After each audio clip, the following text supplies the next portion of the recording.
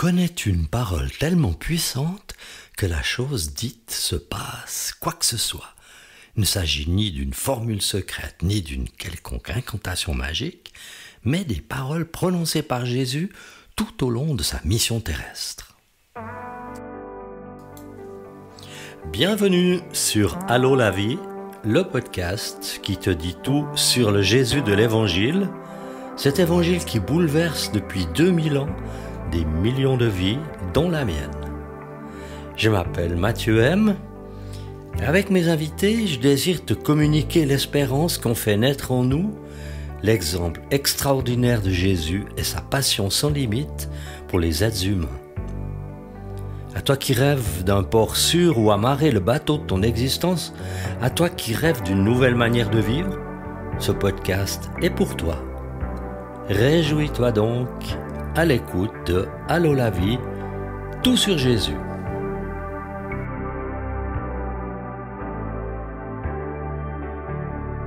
Les paroles de Jésus, comme nous pouvons les entendre dans les témoignages rapportés par Luc, sont extrêmement efficaces. Elles renferment une telle puissance que ceux à qui elles sont adressées voient leur vie complètement chamboulée, tant sur le plan spirituel que sur le plan physique. 3 exemples ont déjà fait l'objet d'un épisode de Allô la vie, tout sur Jésus. À un lépreux, Jésus a dit « Sois pur ». Et ce lépreux est reparti guéri de sa lèpre. À un pêcheur bredouille, Jésus a dit « Jette ton filet » et son filet a débordé d'une pêche miraculeuse. À un paralytique, Jésus a dit « Lève-toi, prends ton lit et marche » et cet infirme s'est levé et a marché. Et toi qui m'écoutes à cet instant, où es-tu ? Sur une barque, sur un bateau qui descend un fleuve, sur un paquebot qui t'emmène loin de chez toi, ou dans un petit avion qui relie des terres éloignées, ou dans un car qui traverse le pays, ou dans une voiture qui transporte tes quelques affaires pour les vacances, sur une charrette qui cahote sur un chemin de terre, ou sur un vélo pour aller étudier, ou tu es en train de courir sur un sentier de forêt. Où que tu sois, Jésus veille sur toi. Surtout, il veut te dire quelque chose d'important pour ta vie durant ce voyage. Mets-toi simplement à son écoute. Allô la vie puise sa source dans l'enquête de Luc, l'auteur de l'évangile du même nom, et je peux imaginer l'énorme collecte d'informations qu'il a dû faire sur le ministère terrestre de Jésus, son patient travail pour retrouver des personnes témoins de ces événements et trier dans cette masse de renseignements pour relater l'essentiel de la mission de Jésus sur la terre. Quand devant ma propre responsabilité, peut-être parfois un peu de fatigue frappe à ma porte, alors je repense à la patience de Luc, à la persévérance des innombrables passeurs qui ont fait traverser 2000 ans d'histoire à travers un monde tourmenté pour que parvienne jusqu'à nous cette bonne nouvelle, malgré l'opposition de tous ceux qui ne veulent rien entendre. Je vais maintenant ouvrir ce livre écrit par Luc pour puiser dans cette parole puissante qui a le pouvoir de faire naître en quiconque la reçoit quelque chose d'entièrement nouveau. C'est un peu comme découvrir des semences d'une qualité exceptionnelle. Après cela, Jésus sort et il voit un collecteur d'impôts du nom de Lévi assis au bureau des taxes. Il lui dit « Suis-moi ». Et laissant tout, il se lève et le suit. Lévi lui offre un grand festin dans sa maison et beaucoup de collecteurs d'impôts d'autres personnes sont à table avec eux. Les pharisiens et leurs spécialistes de la loi murmurent et disent à ses disciples « Pourquoi mangez-vous et buvez-vous avec les collecteurs d'impôts et les pécheurs ?» Jésus prend la parole et leur dit « Ce ne sont pas les gens en bonne santé qui ont besoin de médecins, mais les malades. Je ne suis pas venu appeler les justes, mais les pécheurs à changer d'attitude. » Ils lui disent « Mais pourquoi les disciples de Jean, tout comme ceux des pharisiens, jeûnent-ils fréquemment et font-ils des prières, tandis que les tiens mangent et boivent ?» Jésus leur répond « Pouvez-vous faire jeûner les invités à la noce pendant que le marié est avec eux ?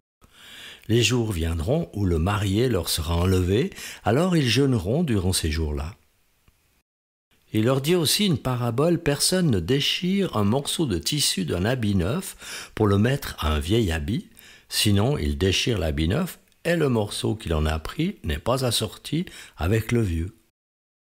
Et personne ne met du vin nouveau dans de vieilles outres, sinon le vin nouveau fait éclater les outres, il coule et les outres sont perdues. Mais il faut mettre le vin nouveau dans des outres neuves et les deux se conservent. Et aussitôt, après avoir bu du vin vieux, personne ne veut du nouveau, car il dit « le vieux est meilleur ».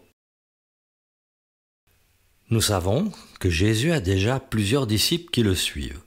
En sortant de l'endroit d'où il vient de guérir un paralytique, il voit un homme au bureau des taxes et il appelle de ces simples mots « Suis-moi ».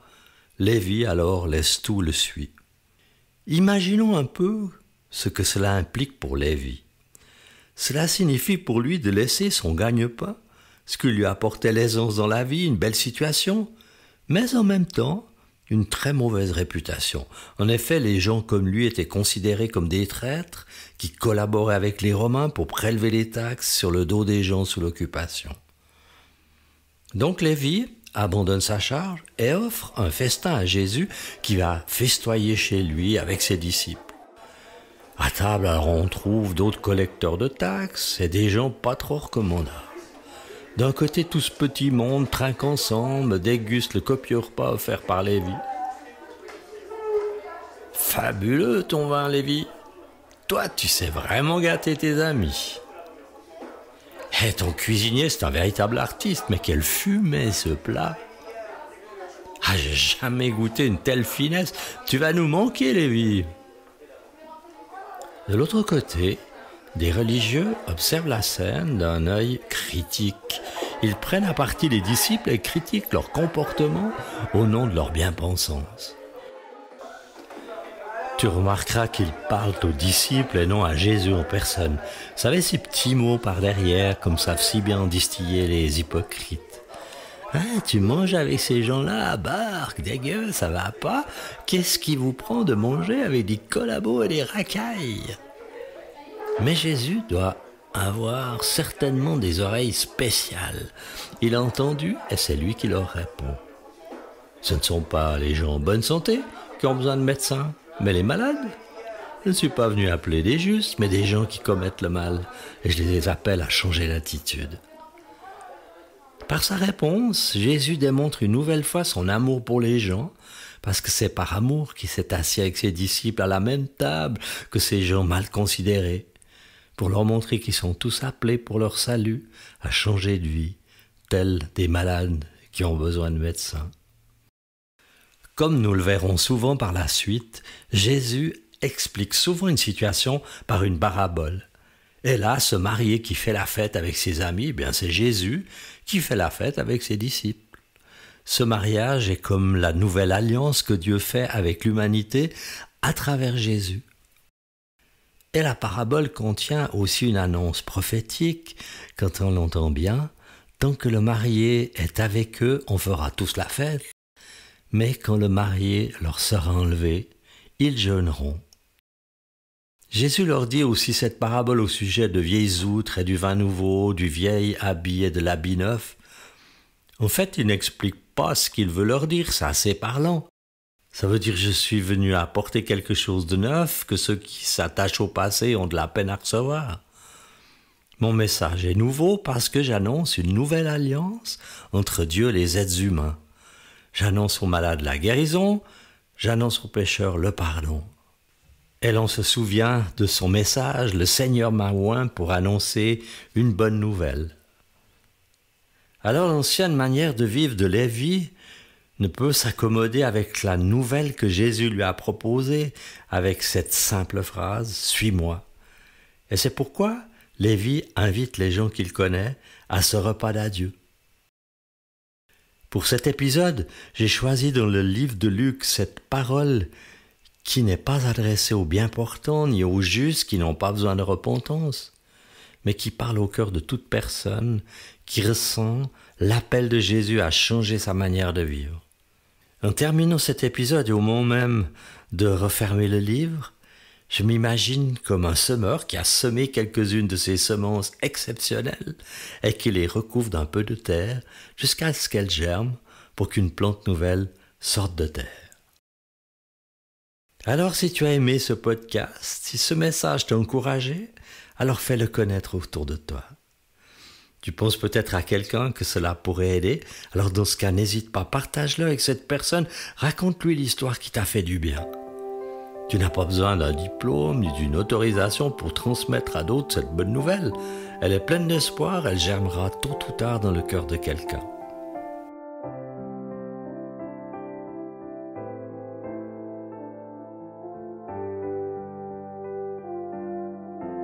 Voilà, c'est terminé pour aujourd'hui. Les références sont indiquées dans la description du podcast ainsi que l'adresse email pour m'écrire. N'hésite pas à t'abonner sur l'une de ces 11 plateformes selon ton choix. La liste apparaît dans le bas de l'épisode.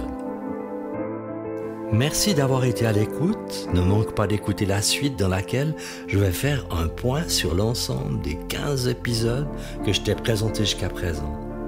En attendant, mène une belle vie magnifique avec la foi en Jésus. À bientôt!